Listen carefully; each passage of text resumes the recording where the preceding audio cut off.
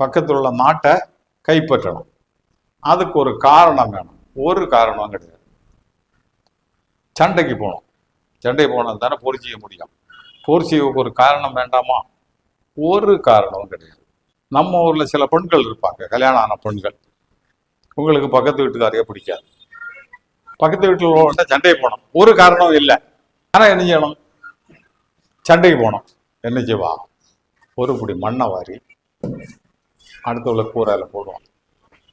ஒன்னா வருவா, யார் என் வீட்டில் கூரை மண் வாரி போட்டாருன்னு. இவளுக்கு என்ன செய்யணும்? சண்டைக்கு போகணும். அதுக்கு வேண்டி தான் மண்ணை வாரி போடுவான்.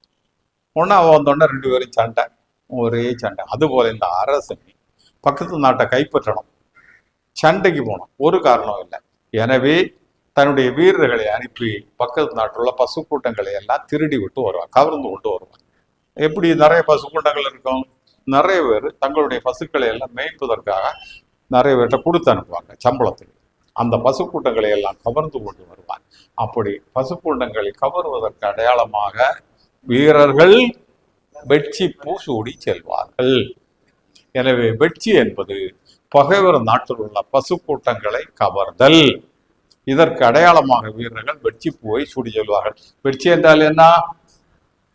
வெட்சி என்றால் என்ன? பகைவர் நாட்டில் உள்ள பசு கூட்டங்களை கவர்தல்.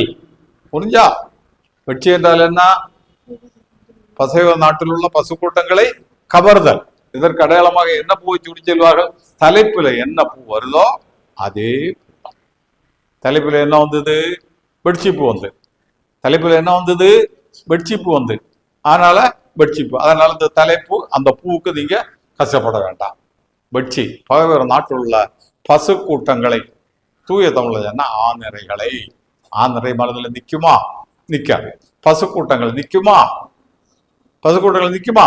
நிக்கும். பகைவர் நாட்டில் உள்ள பசு கூட்டங்களை கவர்தல் அல்லது திருடுதல், இதற்கு அடையாளமாக வெட்சி பூவை சூடி செல்வார். புரிஞ்சுதா? 3 பேருக்கும் புரிஞ்சுதா? 3 பேரும் தனித்தனியாக எழுப்பி சொல்லுங்க. வெட்சி என்றால் என்ன சொல்லணும். நான் சொல்லிட்டே இருப்பேன், நீங்க சும்மா கேட்டு இருக்க கூடாது. சொல்லணும். சொல்லு. வெட்சி சொல்லு. பகைவர் நாட்டில் உள்ள கவர்தல் அல்லது திருடல். சொல்லிட்டியா நீ? பசுக்களை அல்ல, பசு கூட்டங்களை. இதற்கு அடையாளமாக வெட்சி போய் சூடி செல்ல.